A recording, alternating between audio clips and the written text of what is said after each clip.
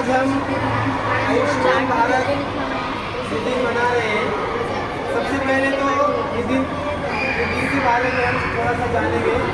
ये दिन क्या है और ये जो स्कीम है ये हमारी भारत सरकार इंडियन गवर्नमेंट ने 2018 में इसको लागू किया है।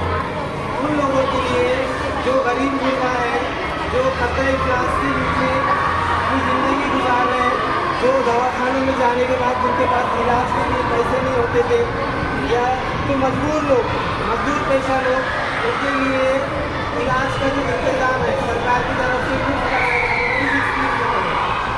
आज इस स्कीम को जो है मुकम्मल 5 साल हो चुके हैं और कामयाब 5 साल हुए।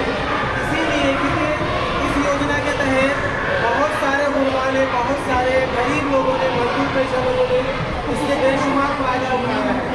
कामयाब 5 साल की वजह से इसको आज ये दिन मनाया जा रहा है। और इस दिन के बारे में जो है हमारे स्कूल के कुछ चंद तलबा तालिबात हैं, वो इस दिन के बारे में कुछ रोशनी डालेंगे।